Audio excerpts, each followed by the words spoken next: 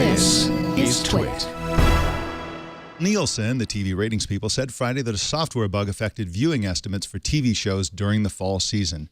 And with us to talk about that is Jack Neff, a writer for Advertising Age. Welcome to you, Jack. Welcome from Greater Cincinnati. Oh, wonderful. And your audio sounds great, and that is very refreshing. How did this glitch affect Nielsen's estimates for TV audience viewership?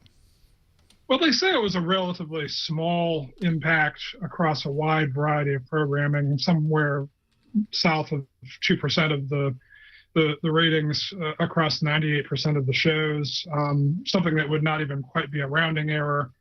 However, what they didn't say was how it affected that other 2%. And it sounds like from various industry reports that ABC actually benefited the most in terms of the ratings for their fall shows. The other surprising aspect of it was that it went on so long without being detected, 7 months.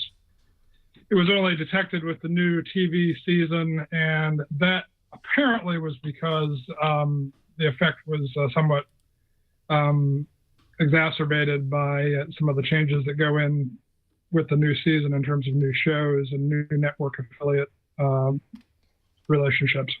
Now, you wrote that the bug didn't affect advertising. Why is that? It affected the TV shows, but not the advertising.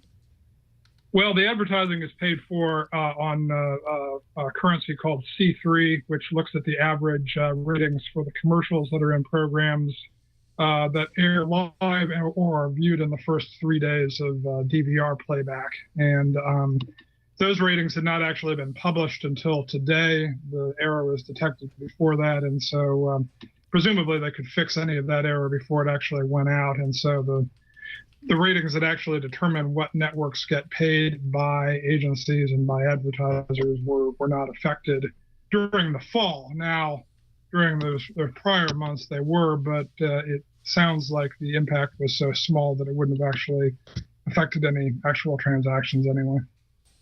So how does this problem affect Nielsen's reputation and specifically their rivalry with Rentrack? Well, it came at a particularly bad time because it came days after Rentrack announced a relationship with WPP, which is one of the largest advertising agency holding companies, owns one of the largest media agencies, and also one of the largest research firms, and puts them more directly into competition with Nielsen.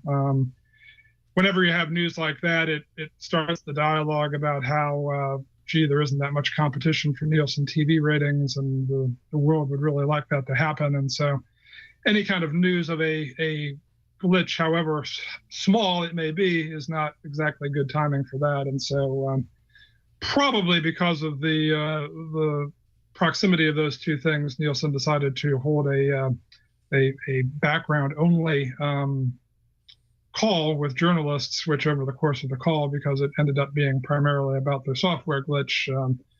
The on background part of that had to fade away, and it became fully on the record.